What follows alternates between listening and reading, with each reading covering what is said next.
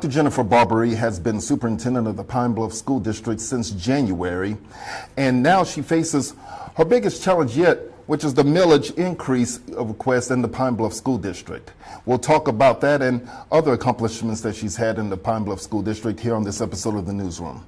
Hello everybody, I'm IC Murrell, I'm senior reporter. I'm pleased to be joined by the superintendent of the Pine Bluff School District, Dr. Jennifer Barbaree, and you've been a doctor since May, I think? Well, good morning. Actually, I have not quite been hooded yet. Oh, really?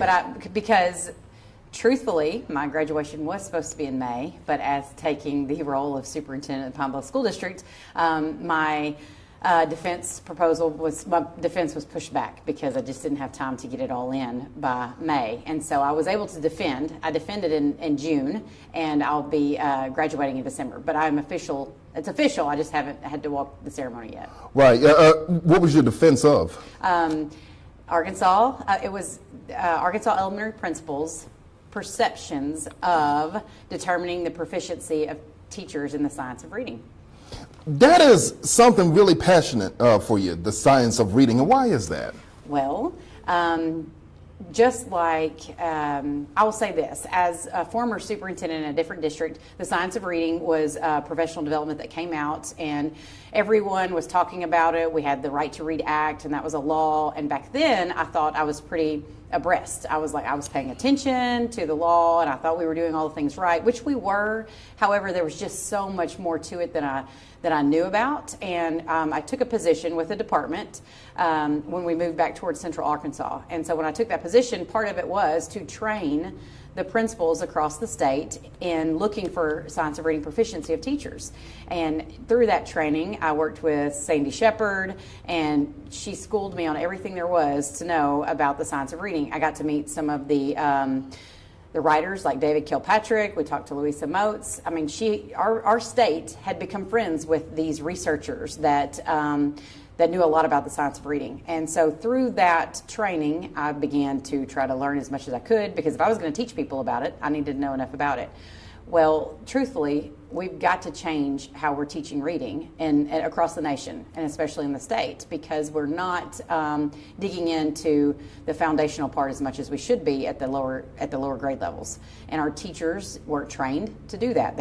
I was an elementary educator in college. That was my degree, and I was not taught how to decode and how to teach kids how to decode.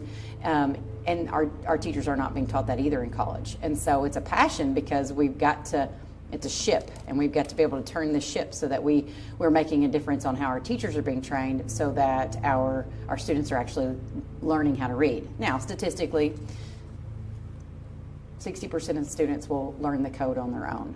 Now, they'll be slow about it, but that's still not a very great statistic, especially when the fact is in Arkansas on the NAEP test, we're at a 30% proficiency rate. When you say a code, how has that code changed from, say, when you and I were in elementary school? The code was always the same. We just might not were taught the rules. So if you were taught the phonics rules, then you know that certain letters can be pronounced certain ways, and certain combinations of letters are pronounced certain ways. And that's the code. So some people were taught the code and some people were not taught the code.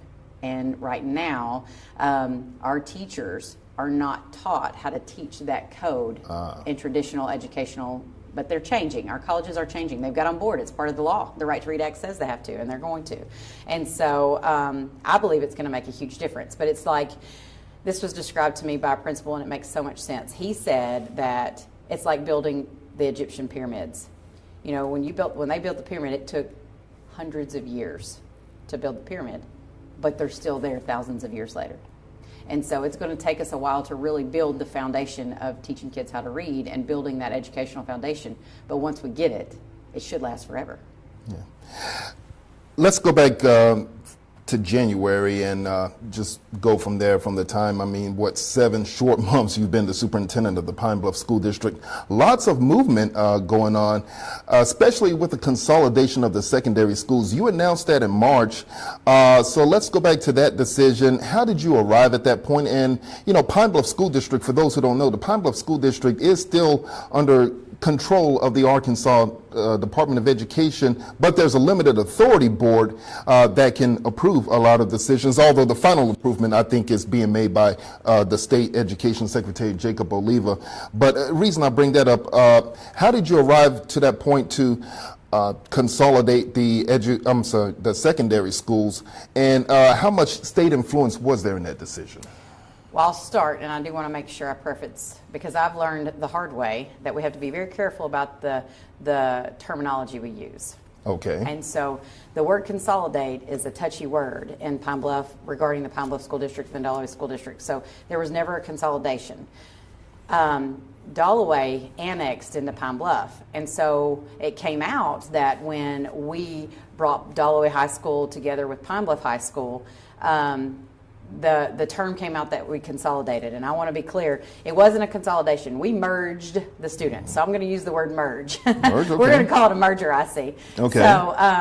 So where did that, you asked, what influence did the state have, and where did that decision come from? Well, first, I had the opportunity to support Pine Bluff School District prior to becoming the superintendent. I didn't know everything. I didn't know the ins and outs. I did know specific types of state board rulings, and I knew a little bit of where the financial state was for the district. I also knew about the enrollment. So coming in, I started, the first thing, we had to train the board on different parts of, we're going to make sure that we have our board meetings, and this is what we need to be talking about, and this is what we need to focus on. Well, one of the things regarding getting out of state authority shows that we're fiscally sound, that we're making fiscal decisions that support our district, so that are not hurting what's going on, but that we're improving what's going on, and we're thinking about the money to do so. So logically, I began thinking and looking, and I met with our financial advisor, Ray Beardsley, works for First Security, and he met and trained the board on our finances. And one big statement that he made was that the district has continued to employ teachers, but has continued to lose enrollment. And we all know that the enrollment of students is how we get funded through state partnership or through state foundation funding. And so if we have less students but keep the same amount of teachers, or even hire teachers or bring on teachers, the salaries are taking up so much of the money, and we don't necessarily have to have all that. So that was the biggest thought. Well, I knew where the salaries were. We were housing students at Dalloway High School and Pine Bluff High School. We were putting students at Jack Roby Junior High and at the middle school in Dalloway. Well, that takes four sets of staff, technically. And now we were sharing teachers. We were busing Dalloway students to Pine Bluff High to take certain CTE courses. But at the time, we were also functioning as 4 athletic teams, 2 high school teams, 2 junior high teams, girls and boys sports. And so that all played into looking at what faculty could be combined and how we could, because our biggest money savings is going to be on salary. Just looking at our salaries that we talk about in our board meetings, we expected a revenue of $40 million this school year, and we budgeted a $30 million salary. That's certified and classified. That was last school year, the 22-23 school year. So that only left, if you think about your revenue, at least $10 million to run the school after you paid everybody.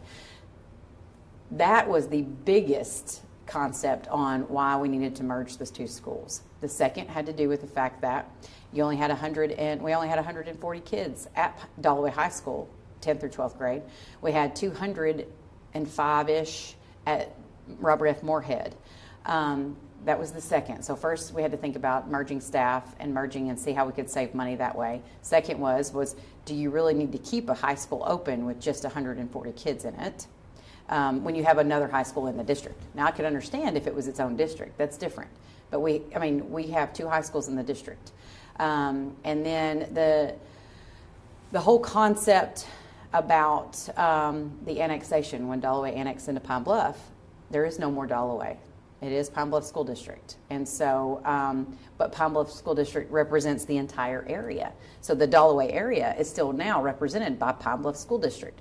So it was very important that we continued to utilize the facilities in that part of Pine Bluff School District, because Dalloway is now Pine Bluff.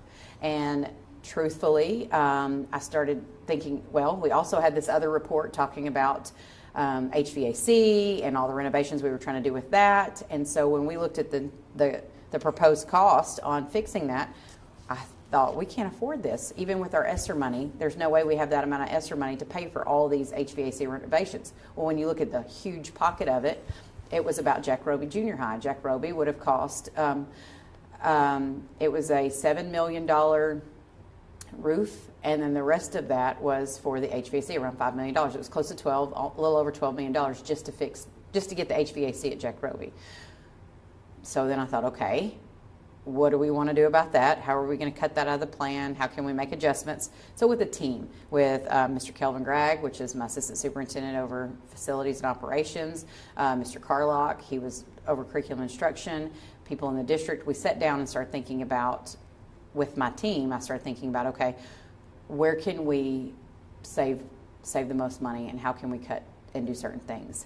Then I began, and this was after the board had been trained in finance and things like that, so I began speaking with Dr. Rice, the board president, about we're going to have to make changes in the HVAC proposal because we can't afford this, you know, even with the federal money that we've been allotted to pay for things. So the decision to close Jack Roby was made specifically because of the facility and the facility upkeep. The thought of merging the two schools together, if we were going to do that, Robert F. Moorhead and Dalloway High School are the newer facilities. And so it just made sense because those facilities could hold the same amount of kids that we had at Jack Roby plus the kids that we had at Robert Moorhead. So since those facilities are newer and in better shape, and it didn't cost $12 million to fix that roof and HVAC, then it was the decision to place kids there. And the state did not have an influence in that, other than I consult with we meet with the finance department meets with us monthly, and we talk about savings. And so we started having to create a chart on all of our certified and classified employees, what they're making now, and that came when LEARNS Act was enacted, because we knew that we were going to have to figure out how to budget for the salary increase. So that was part of this decision as well, regarding how are we going to save money in salaries, and can we afford the LEARNS Act even with the money that the state was going to be able to give us. So all that came into play, and the whole time I was sharing that information with Dr. Rice, the school board president, and Dr. Eric Saunders was my fiscal support from the State Department. I said, these are decisions that are going to have to be made. I need to talk to the board about it. There's certain things that are board decisions, and there's certain things that are educational decisions that are just that the superintendent informs the board about. So the board did not have to vote on whether or not we closed Jack Roby. They didn't have to vote on whether or not we went from one high school or from two high schools to one.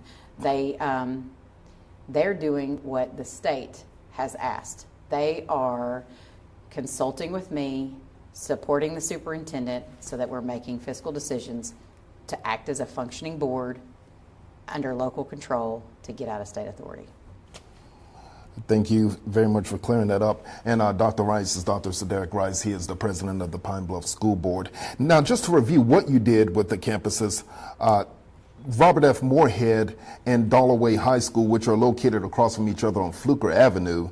Robert F. Moorhead will house 7th and 8th graders, I understand, and the recent Dalloway High campus will house 9th graders, but that whole area, the Moorhead and the Dalloway campuses, that will be Pine Bluff Junior High to you? Yes. And all the high schoolers 10th through 12th grade will attend Pine Bluff High School, of course, on 11th Avenue.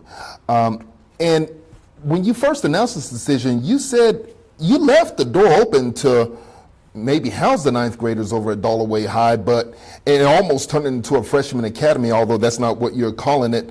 What was your philosophy in strategizing the location of the students that way?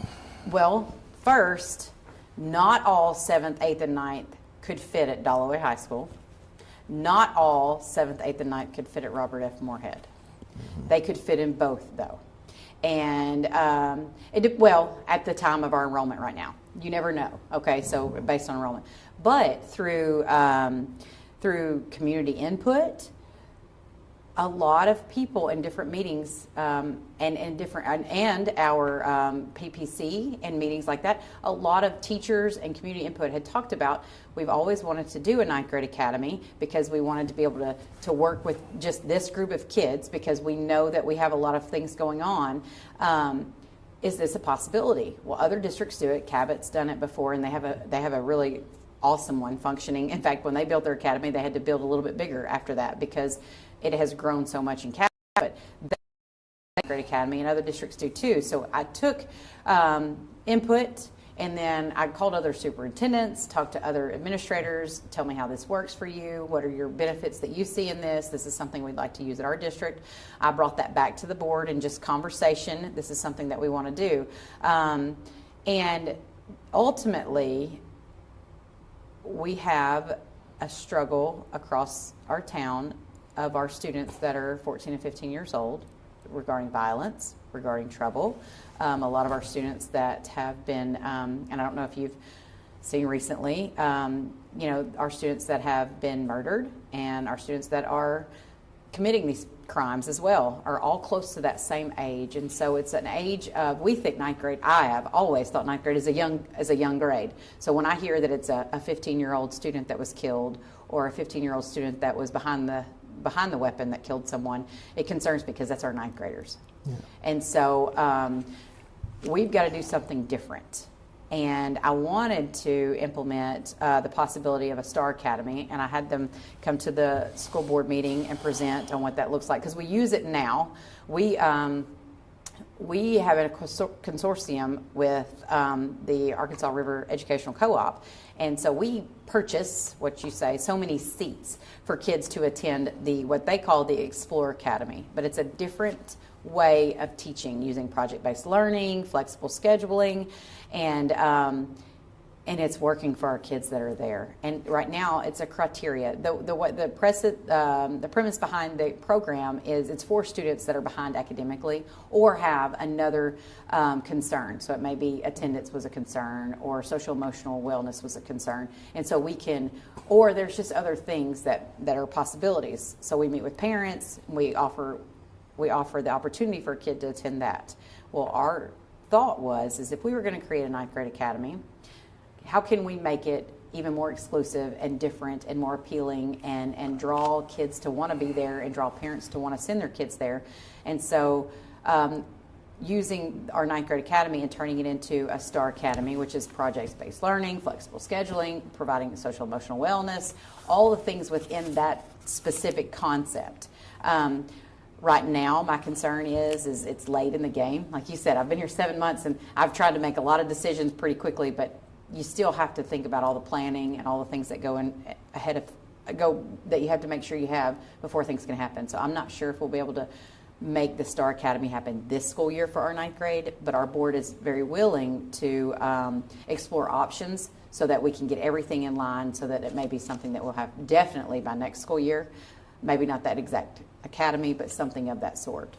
To the credit of Star Academy, Star awarded the academy that they do have at the old Dollaway High School campus. I attended the old Dollaway High as I think the Star Campus of the Year from national standpoint. And of course, you all share that with Watson Chapel School District, which is another member of the Arkansas River Education Service Cooperative. All these names that I had to remember, but I do. And I do see where, Star has made some gains that way. But going back to the violence that you just mentioned, and as being a senior reporter, I also cover crime, regretfully. And you grew up here in Pine Bluff. I grew up here in Pine Bluff. I cannot remember a spate where 17 or younger people, age 17 or younger, were shot dead allegedly by people around that same age. Now, this did not happen in a school campus, but it happened in Pine Bluff, Arkansas, in the heart of Pine Bluff at that. Have you been able to put a finger on what is going on? And you mentioned Star as a solution from an educational standpoint, but as a superintendent, what can you do? What can be done? What can adults do at this point in time to safeguard children and address whatever needs they may have? Because the needs may go beyond, okay, they're being targeted by gangs or whatnot. It could be targeted by poverty or anything. What solutions, what things have you been able to come up with? I mean, just given this recent disturbing spate. It's very disturbing, Nasi. First, I'll say this. Prior to becoming superintendent, one of the things that I couldn't get out of my mind, because I did a presentation for people at the department last year, so school year 22-23. But before the 22-23 school year, so the 21-22 school year, from June to June, Pine Bluff School District lost 9 students to murder. And if you thought about that, that was 1 kid a month. And so I came into this position knowing that. And in the fall of last year, I was part of the team that the department and the governor, back then it was Governor Hutchinson, and Pine Bluff School District, when they created, at the time, GRIP. They were trying to get the GRIP group. And there was still money that was needed to get that going in Pine Bluff, so the department gave in money. Governor Hutchinson put money aside, and so they had that in place in the fall of the 22-23 school year. It's since changed names. It's GVI, which is Gang Violence Intervention. Ms. Hughes is the director, and we meet with her weekly. I talk to her sometimes, sometimes it's more often than others, especially when things like this happen, but we're trying to decide how to be more preventative. So the school is joining the community outlets to try to ensure that we are doing all the things in the school to educate kids on how to stay safe and be safe, and what can we do in the school, because what we can't do is change what's going on outside of the school. But we can be a part of that and listen to the research and provide as much data and as much information to the people that are working on this outside of the school. However, I'll say this. The heart of it still, to me, goes back to the home, what's happening in the home. And we have a group of very young parents, and those parents were, at this point, it's become almost generational, because those parents were involved. Even though you and I weren't involved in that kind of violence in Pine Bluff, they were, because they're a younger generation. And so it's almost as if it's become part of their, I don't want to say livelihood, but part of their life. And that's how they were, that's how they came up, and now that's how their kids are coming up. And it's not that they accept it. I can tell right now, just by meeting with the parents that this has happened to, the families that this has happened to, that's not what they want, and that's not how they want their lives to be. However, I don't know that we're being able to make that change in the home as we should, as far as it's not acceptable and we shouldn't do this. And we know that the reason why people join a gang or people become that is because that's their protection. That's who they're with. That's who show them they care and love about them. They care for them and love them, and if they're getting that from a group of people, that's a gang, whether it be a church, whether it be a violent group, whether it be, so I can't blame people or students for joining groups. I can't blame them. We have to figure out how to understand them more, and why are they seeking that outlet of love and care rather than what are they missing, and how can we educate people in providing that? How can we educate our kids when they graduate from Pine Bluff High? How can they graduate knowing that they don't need to let their kids be in gangs? They need to be more involved in their kids' lives. They need to be more involved so that they can break the cycle. And I know, along with merging the student bodies into one junior high school and one high school, these students have had an opportunity to visit the schools that they're going to go to and learn about the other student bodies. How much of what we just talked about regarding trying to beat the violence, how much has that been a discussion as the student bodies unite and everybody's one zebra nation? So it's been discussed, and I'll say this. It's been a huge concern in the community and in adults about, Pine Bluff kids and Delaware kids don't get along. They don't get along. They're going to fight. It's going to be fights every day. That's what they said.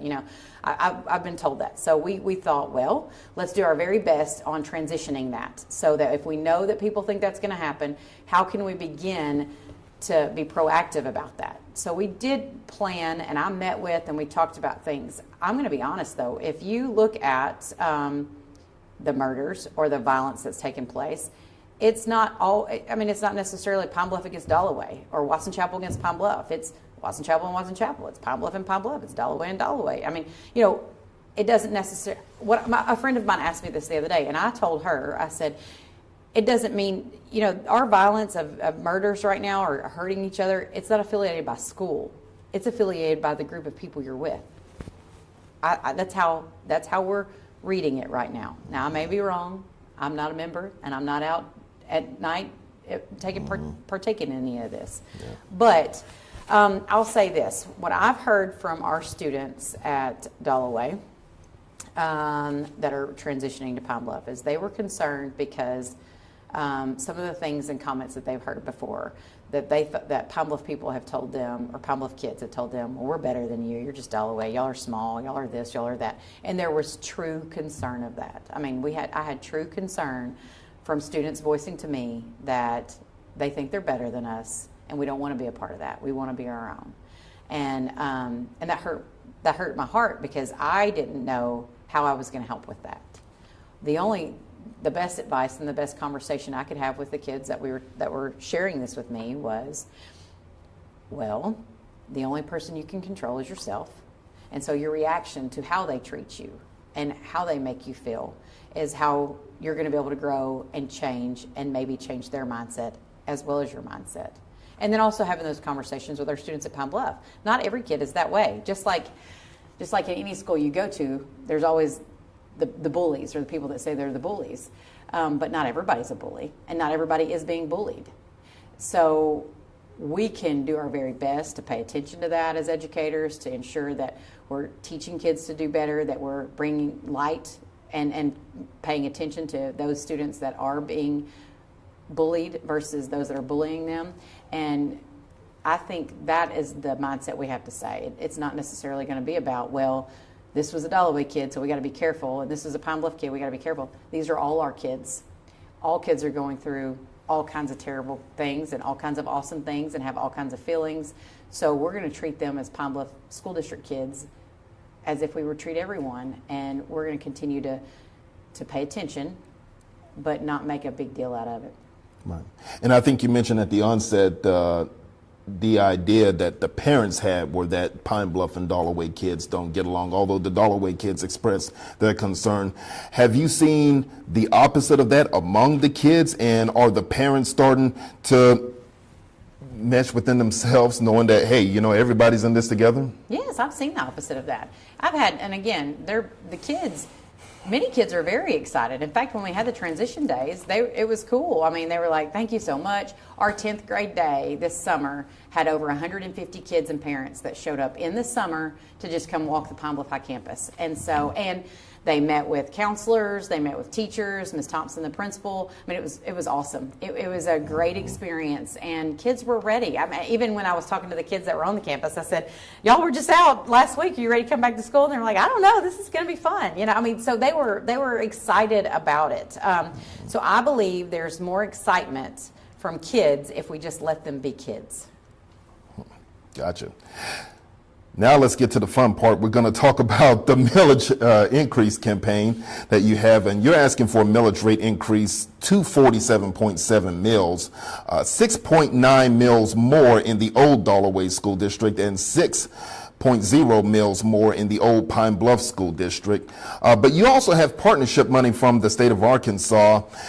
Before we go more into the millage itself, do you think you're going to receive more state funding? Last I checked, you received, the Pine Bluff School District, I think 2 years ago, received $12.8 million as part of the partnership. And can you explain the partnership a little bit with this? Is it with the state government of Arkansas, or is it with the Arkansas Department of Education? That's a great question, I think. It's kind of a mesh. Let me explain what I know of it, okay? And I'm no facilities and transportation person, so those are the people at the department that work on that. And so state partnership money is done through facilities and transportation. The formula is wild. I don't know how they come up with all the formula, what it's based on and things like that. I do not know. So it really is supposed to be through the Department of Education, Facilities and Transportation. However, in most recent legislation, the Arkansas government had legislators that were able to I don't know how they did it. I don't want to use the word mandate, but there was something that happened to where Arkansas legislators told Facilities and Transportation that we were going to pull out a certain amount of money and give it to certain districts. That was done by legislators, and now that's me speaking as a superintendent of what I know of the situation. I'm not a politician. I'm the superintendent. But when I called Facilities and Transportation and asked, hey, can we get some of this money that was just given to these other 3 districts? There were 3. That's what it was explained to me, that legislators voted for that to be for just those schools. And they had reasons for it. Now, I explained what I was told. Now, I have not talked to any legislators, and I haven't talked to those. I have talked to Tom Wilson, superintendent at Watson Chapel, because he was one of them that received the additional funding. Yeah. But to your first question, is Pine Bluff going to receive additional partnership funding in this project? The answer is no. Right now, it's no. I've been told no twice. 3 times, and I'll explain. And you have a good case to get some more money at that, because you're wanting to go through the same process that the Watson Chapel School District went through last year, and that their voters approved. Yes, and so that's the case. That's why they're able to get it. So here's what happened. According to my sources that gave me information from facilities. So Pine Bluff School District, when they applied for partnership money, it was the 21-23 cycle. That's what they call it. That cycle, the department was offering $200 a square foot for whatever your partnership money was. So since the 21-23 cycle, we haven't used that money yet, because we have to be under contract. We had to get the extension, all the things that I've talked about in the past. But now there's the 23-25 cycle. So the 23-25 cycle partnership money, they did up the partnership money. They said it's $280 a square foot. This cycle's $200. This one's $280, I think, something like that. But what does that come out to for you? Well, I don't get it, because that's a numerical figure is what I was saying. We're being funded on 116,000 square feet partnership funding. We're right now, based on just proposals from architects, based on the way construction's going right now, they're saying you can expect up to $350 a square foot to build a school right now. Mm-hmm. So 280 that the department has upped it to still is not even touching what they're saying it would cost to build. But with that, the 3 districts that received the additional funding that's not part of the cycle, what was said is those 3 districts applied for partnership money in that cycle the same time we did.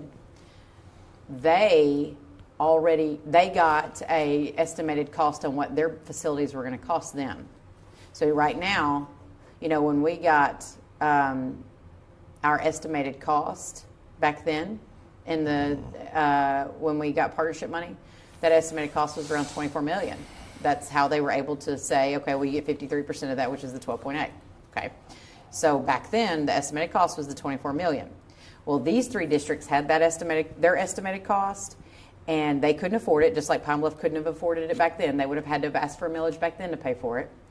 But these 3 districts went ahead and went to the voters and got the millage passed for that estimated price that they had back then. Yeah. So their voters already had their chance to do it. So they asked for the amount of millage that they needed for that estimated cost. Well, then what happened is their estimated cost went up because of inflation, and they already had the millage passed. So they couldn't go back to the voters and ask the voters to pay more. Yeah. And so that's how it's been described to me as to why we didn't get it, because our voters have not passed the millage yet. So had we have passed the millage, there's a possibility we could have been eligible for that, but there was no millage done back then. Does that make sense? That makes plenty of sense. But it's all possibility. I can't say they should have or we should have. That's not what I'm saying. I'm just saying that's what I was told, that these 3 districts were able to get the money, and Watson Chapel being one of them. Yeah, and in talking with Superintendent Wilson last week, I learned the Watson Chapel, the White County Central, and the Batesville Southside school districts were those being impacted and that are getting the extra money. Watson Chapel got a little bit more. But, to your point, Pine Bluff, when it was approved for this project, I think back in 2021, the total cost of the project was going to be somewhere in the neighborhood of $24 million. Right now, according to the documentation that I received in the last couple of months, Pine Bluff School District is trying to fund a $67.34 million project for this high school, and that just speaks to the rising costs due to inflation. Well, there's some changes in that project from back then versus now too. Mm-hmm. So the original partnership money and partnership costs. That number, that 24 million, was only on the 116,000 academic area. Okay, Sure. that the state would give money for. Sure. So, and I'm saying 116. You know, I'm averaging my numbers. I mean, it's a little bit less. It's based on a POR. It's all a formula that they had. So, $116,000 square foot is what the 24 million in 2020 is when they were told. They were told that they were going to get the partnership money in 2020, right before COVID happened. It was actually in February, and then COVID hit in March. You know, I mean, for us, like Sure. everybody shut down March 13th. And so of that year. So nothing really took place after the partnership money was granted. They were still trying to figure out how we were going to mitigate and keep kids in school and be healthy and not, and you know, we were worried about death and all the things then. So you can understand why that doesn't happen then. Yeah. But now the new project, so meeting with the board, telling the board, hey, if we want to use this partnership money, we have to be under contract. So we had the construction management company come in. We had Beardsley come in and talk to the board about what the timeline needed to look like, what we needed to do. And so we asked, once we interviewed architects, it was recommended that when you talk to the architect when you get them under contract, when they begin doing their drawings and their buildings, that they would think about future plans, like a future master plan for this project. And so Lewis Elliott Architect earned the bid for being the architect on this project, and Clayton Vaden is our lead architect, and he met with the board and me to get ideas of what we wanted to build and what we wanted to design. And so the design itself, based on feedback from the board, was that to hold more than just the 116,000 academic area. They wanted to also look at all the area schools that our kids compete against in athletics, that go to places. They have an arena. I don't know, I know you've been at the board meeting, so Dr. Broughton has been very vocal about McFadden Gym. He played at McFadden Gym. I mean, it is a staple. I played in McFadden Gym. It's a staple to our Pine Bluff community, but it's old.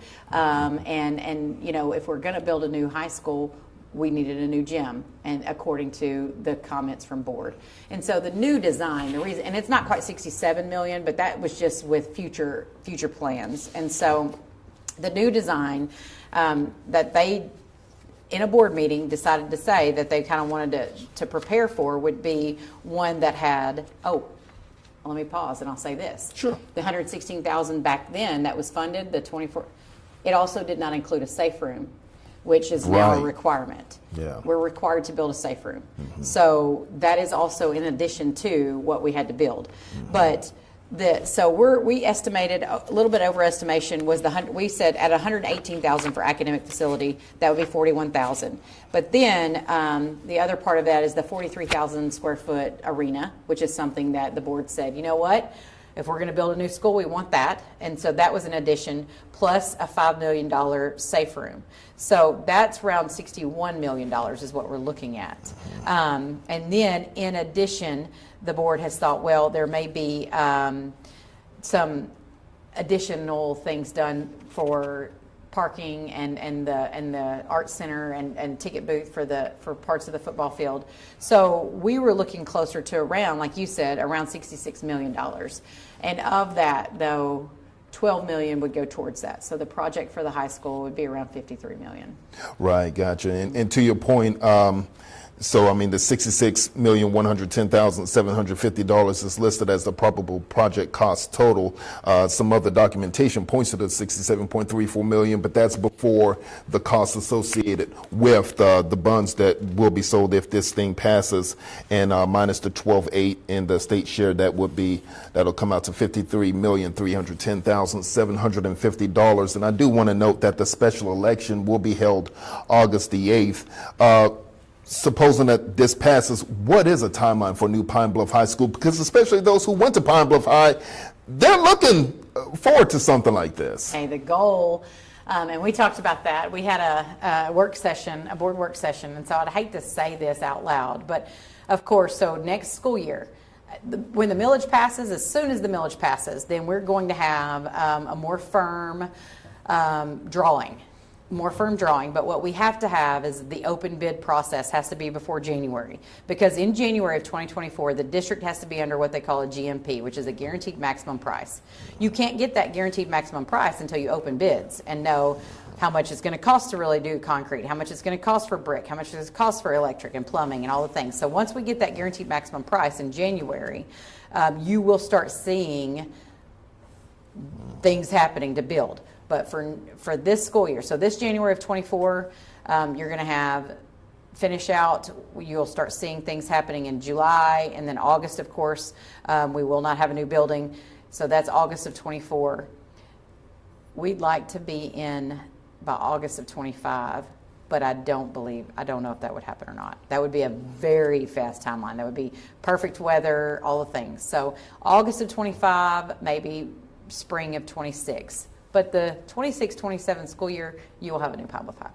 Case in point, the Watson Chapel School District is trying to get a new high school by the 2025-26 school year. Now, I did say a lot of Pine Bluff High alumni are looking forward to a new school, but there are people within the Pine Bluff School District, and they have these concerns because I heard them at least in one public meeting. There's concern that the State Board of Education could give control or could not give control of the Pine Bluff School District back to a local board.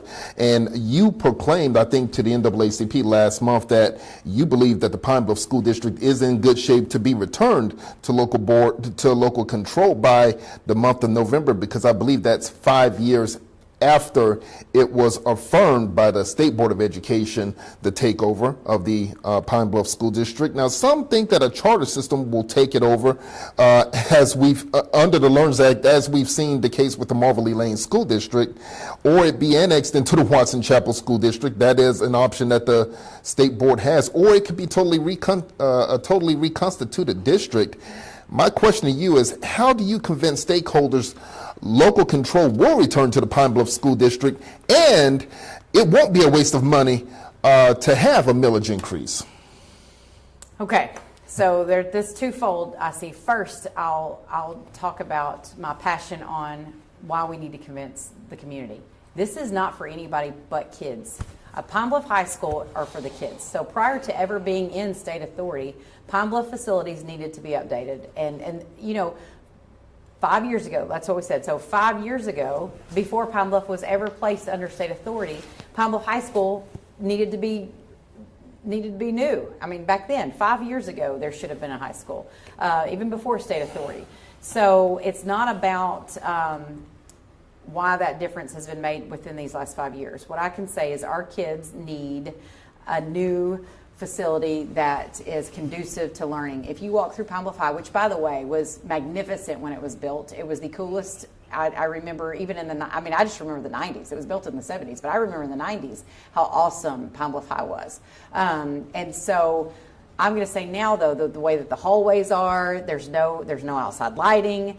It's just an old building, an old feel. And then even the coolest thing that people like, the catwalk, it's not safe right now. I mean, we don't even allow it to be used. So there's so many parts of that, plus being the open campus. When it was built, safety wasn't a concern, and now it is. And so it's such an open campus that keeping kids safe and all the entryways, it's not conducive for safety either.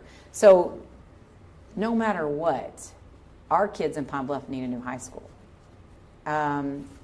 And not only do they need a high school, we'll need other schools as well. But right now, we need a new high school for our kids. I just don't believe, as a taxpayer or a voter, I just don't believe it's right to ever vote down something for a school. The school is the community. We're trying to raise the students for the community to stay in the community. And if they have something to be proud of, like a new high school or a place that they can go and say, hey, I'm getting everything I need because this is my school, then we've got to do that for kids. But back to your other question regarding state authority, you are absolutely right about your timeline. This November, the state board will vote based on any of those options that you just said. And I truly do believe, just like I did when I talked to the different community members and community meetings, that Pine Bluff School District will be given back to local control. I believe that because I do meet with the state authorities. I have to. It's required as part of being an appointed superintendent. I meet with state authorities that say, these are the measures that you're being measured on. These are the things that you're growing. These are the things that you're doing. These are the things that you still need to work on and make sure that you guys have fulfilled. And with that, it's been very positive the last couple of years. Pine Bluff is a different school than it was 5 years ago. It really is. People are still seeing and speaking negatively, but there has been so much growth and positivity in Pine Bluff over the last 5 years. Where can they see that growth? You can see that growth in test scores. You still can. Now, we're not knocking everything out of the park yet, but our growth scores have gone up over the years. There was a dip right after COVID, which was a statewide dip. But even after COVID, the next year, we were still growing. We had more growth the next year after COVID than we did prior to COVID. So we've seen overall the growth index for our students is higher than state average in 4 of our buildings, and we're still working on that in our elementary schools. We're getting very close. So you can see that in state growth. You can see that in test scores as far as growth scores. You can also see it in administration and teachers. We've got administrators that are going through the professional learning community process that know how to work with their teachers. They're evaluating teachers. That's something that has been seen as far as curriculum. You're going to see it in the curriculum that kids are being offered. We have new curriculum that's aligned to the science of reading. We also have math curriculum, social studies curriculum. We're purchasing science curriculum. So you're going to see all of those things that are available. And just the new teacher training, ensuring that we're doing the things that we need to do for our faculty. There's lots of positives that have happened since then. Mm-hmm. Do I think that, and what you need to know, so that's transparent, when any school is released from state authority or given back local control, they're still placed under monitoring. They can still be in a level 5 support. So there's a difference in the levels. You've got level 1 through 5, and then after level 5, you have state authority. So level 5 support is still having local control, but you still have state support helping with that. And so that's something that the state could do. We could still give back local control where we don't have to have Secretary Oliva sign off on our board minutes and agree with what our board does. But we still have support from the state, because it is the state's responsibility that all students in the state of Arkansas are educated. And that's how they see it. And so their responsibility is to make sure that Pine Bluff School District is providing all those things that we should be. Not just Pine Bluff, but every school in the state of Arkansas. Where do you think that support will continue, and will it be a level 5 support, supposing that the Pine Bluff School District is brought back to the people? I'm so glad you asked that, because I just talked to someone about it yesterday. I believe 2 things that we'll need continued support on, and that's finances, the fiscal support, ensuring, because we've changed business managers again, so we've got a new look in our business office, and so we're going to have to ensure that we're following all those business protocols and doing well there and keeping everything to have a clean audit. And so having that fiscal support is still going to be there. And I say just support. That means someone kind of overseeing, looking at. So we're going to do all these. We've got all these decisions, but someone saying, okay, so have you procured this? Did you put out bids for this? Just making sure that we're following all the laws that an auditor would be looking for. So that would be there. And then the other support we're going to continue to need is academic support. Our students are growing, but we still have a lot of teacher turnover. We have a lot of novice teachers. We have principal turnover at times. And so we're going to need specific support in training, professional development, and so just people coming in, helping our new teachers with teacher tools and instructions. And so things like that, I believe we're going to still need some support in for sure. How do you slow down that turnover? How do you help teachers up that game? Because I know you had to give letters of non-renewal to those who were at least not on the pathway toward receiving licensure. But of course, there was a point in time where the school district needed teachers provisionally, because for lack thereof. We still need teachers. And we're still going to have to hire teachers provisionally. We are going to hire teachers that are on licensure waivers. There's no way around it. We do not have enough certified employees, especially in high need areas such as like art, science, math. But right now, even elementary is a high need area. It's because our colleges aren't producing enough teachers, not necessarily just here. I'm talking about nationally. People aren't going into the field. People that are in the field are getting out of the field. So that is a national problem, not just a Pine Bluff problem or an Arkansas problem. So how are we doing things differently? We have Ms. Monica McMurray, who is teacher retention, recruitment, and acquisition, and she's partnering and seeking partnerships with UAPB, CRC, just community people. We're seeking partnerships to help with supporting our teachers. For example, the Pine Bluff retired teachers. I've met with several of our retired teachers that want to be involved in the school. So I've asked, would they be willing to meet with our novice teachers and become mentors so that they can come in? I said, our novice teachers, just like any novice employee in the state, they need work ethic mentorship. They need professionalism mentorship. I mean, they're a young generation that thinks differently than an older generation. And so we've got partnerships to support those once we get them. So trying to get them right now has been the hard problem. Watts Chapel, Whitehall, Friendship, those are other educational entities here in Pine Bluff that also are fighting for teachers. So our teacher salary is more than Watson Chapel and Whitehall. I'm not sure about Friendship. I haven't compared that. But I would say that we'd like to have but now everybody's salary is the same. We all make $50,000 if you are this. So we're trying to look to see if there are other opportunities. Now people can go work at Watson Chapel and make the same thing they work at Pine Bluff. They made at Pine Bluff if they were a novice teacher. So it just depends on how can we be more appealing. I believe building a new high school is going to be more appealing, for sure.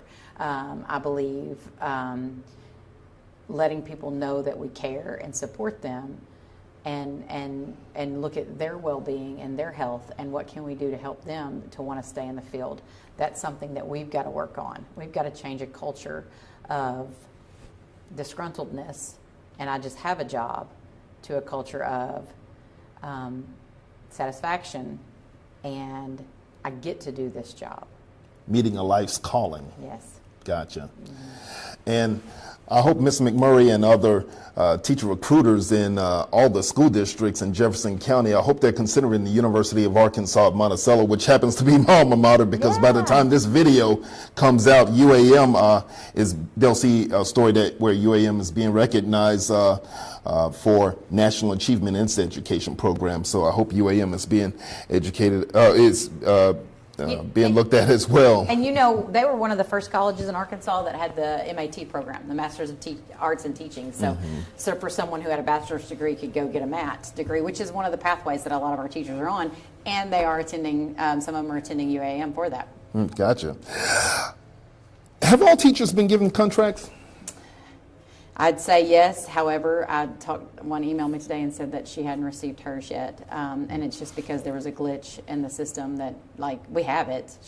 We just hadn't printed it because of a turnover in the business office and several other things that happened. So essentially, yes, everyone who is going to be hired back knows they're being hired back. Essentially, everyone has been given a contract.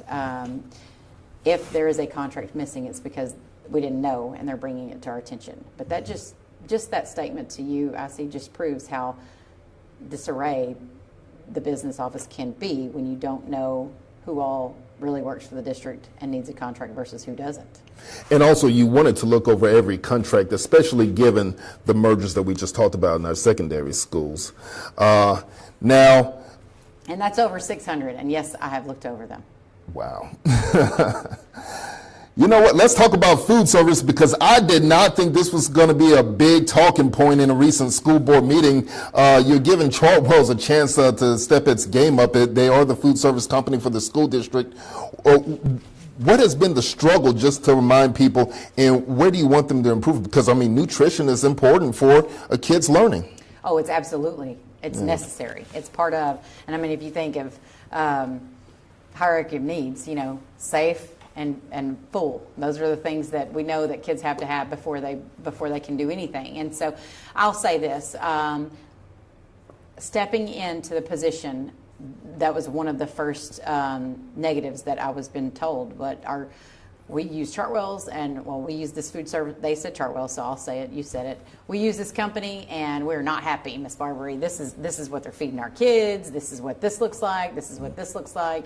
I had even board members come and say, Miss Barbaree, I've got people complaining about the food that's being served, which is good because that's what the board is for. They're not the complaint factory, but if they hear something, they should bring it to the superintendent's attention so that I have the opportunity to work on that. So I said to that board member, and I said, hey, you know what? I'm glad someone told you about it. We're already looking into that. These are the things that we have planned right now. So we had several meetings, and we were still working through it. First, it was about the kids weren't getting enough food. So it had to do with what we call offer versus serve. Now, the concern was that Pine Bluff School District chose a different type of program last fall. That was before I had any say in that, and it was before we have a child nutrition director now, and that person was not part of that decision in the fall.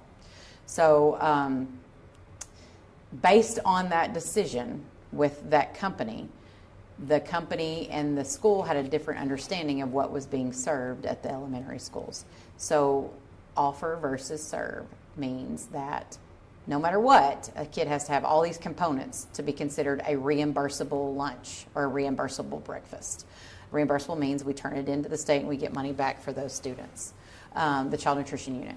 So to have all those components, but if you have a specific, according to the thought process, if you have a specific way of doing it, you could choose to where the serving line, like you think about you and me going through the cafeteria line, we had our tray and the ladies put it all on there and they handed it to you, and that's what you took with you. That's what you ate. You had one line. If it was chicken nugget day, you got chicken nuggets. If it was lasagna day, you got lasagna. Well, we have different lines. We have the basic line that would be like that, chicken spaghetti, and then you have pizza line, and then you have like maybe a sandwich line, and that's even offered at the elementaries. It's offered K-12. But the difference is the kids got to pick up what they wanted to put on their tray versus which one they chose. And so a lot of times it would look as if they only had one piece of pizza because that's all that was required if they picked up that. So it's true. They only had the one piece of pizza. Should they have had a salad? Yes. But for some reason we didn't have that. So those were conversations that we had with the company and said, I don't want that. If they pick the lasagna line, I want everything on the tray. If they pick the pizza line, I want everything on the tray. Well, we still had some gaps in that, and they weren't doing it like we would like. And so that was one of the problems. The other problems were the managers that work for the company. So the cafeteria managers work for Chartwell's. So documenting kids coming through the line. I mean, there were some paperwork concerns. There were just the system where the kids use their card and charge through the line. Some schools it was working appropriately, some schools it wasn't. So there were things like that were all mounding up to this big problem. But when we had the board meeting and we shared, and I talked to the child nutrition unit at the department, and that's when they shared with me, you couldn't do, like there's timelines for asking for a new proposal, and they said, well, you can't do it, but like I missed the timeline in March. I didn't know there was a timeline. That's the timeline that the state put on us. So I missed the timeline to ask for a new proposal of a new contract. And so because of that, we were still concerned, but we were working with Chartwell's to see how can we make this better.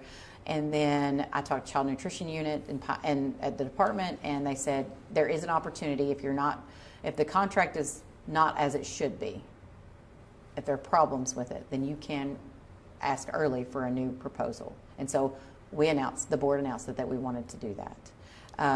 By doing that, I probably had 10 different companies email me wanting to know how they could be a part of this program, but also, of course, Chartwell's. We've met with them several times. Chartwell's now has a new director for our school. They're still seeking a chef because we do not have an on-site chef, which we need, which we want. I met the new director today, but we had a meeting last week. The director's there today. They have ensured the changes that they will be a part of. Tomorrow's my first meeting with my leaders back to school. And so we'll be doing professional learning tomorrow with all the district leaders, administrative leaders. And Chartwell's is coming to talk with principals about their services and what the principals should expect to see in their cafeteria. And if they're not seeing these things being done like we want them to be done, we need to let them know. So they're working with us. Mm-hmm.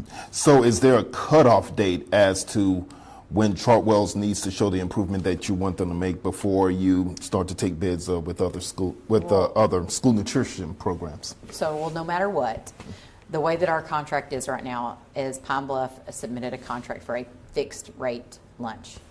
I can't go into all that to explain exactly what that means, but it's a fixed rate contract. We don't want that contract anymore. So no matter what, we are going to request a new contract, a new proposal that is not a fixed rate. Yeah. And so we have to do that by September. Gotcha. Put that out there so that people can, I think September, October, so that people can send us their proposals so that we can choose a company by December so that they could be started with us in January. And you did say Chartwell's did send you a new representative to work with you. When this issue came about a month or two ago, we did try to reach out to Chartwell's office, I think in North Carolina. I don't remember a response, but we will circle back with Chartwell's to try and see what changes that they had planned to make with the Pine Bluff School District. And they have a local person, not necessarily Pine Bluff, but a Little Rock person. His name is Jason, and I've lost his last name, but I have his contact, so I can get that to you. I appreciate that. Last but not least, there is a dress code, but no uniforms anymore in the Pine Bluff School District. And you even told me one time you don't know of any data to show, okay, kids who wear uniforms tend to do better or behave better in schools or things of that nature. There is still a dress code, however, but the parents and students requested, hey, let's just do away with the uniforms, and the Limited Authority Board did approve that change. Can you elaborate a little bit on that? They did, and I love the fact that they approved it because we did have discussion about it. I like that they approved it because it was what our kids and many of our parents asked for. And so I'm going to be honest, I like consistency, and I like easy, and I like things that you would like to say would help us with safety. Okay, so originally the uniform, I was told the uniform policy had to do with knowing that these kids were in a certain grade, knowing that they belonged to our school, knowing this, knowing that. But if you walked on the campuses, because of jackets, because of different ideas of being able to wear black pants, khaki pants, whether they're tight, fixed, khaki, it still wasn't as consistent as it could have been.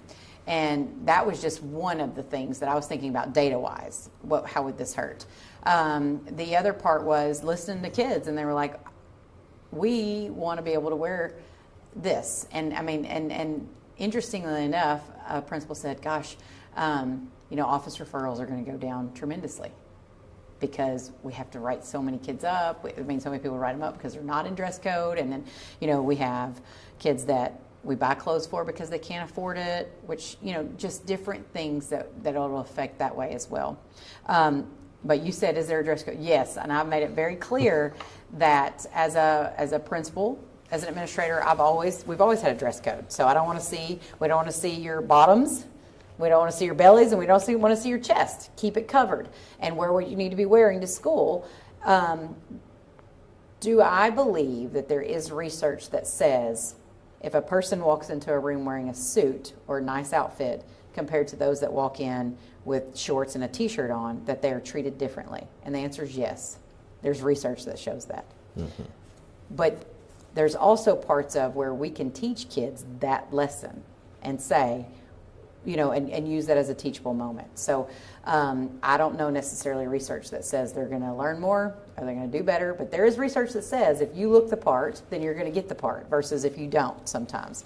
Then the other thing about the dress code is we're going to have, hopefully it'll be out soon. I've challenged our kids. Our kids are awesome at putting together videos and doing different things, so we're hoping to put out a video soon about look, this is how you should be dressed when you come to school versus this is how you should not be dressed when you come to school, just to put a spin on it and make it fun. But school is supposed to be an educational institution where kids go to learn. They feel safe and they enjoy being there. I'm trying to make that happen.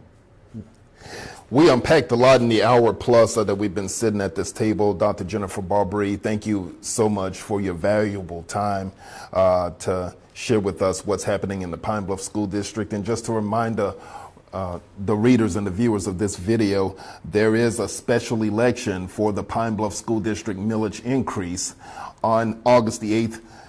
Whether you vote for or against, just be sure you go out and vote. I'm IC Murrell. Thanks a lot for your valuable time and watching us on the Newsroom.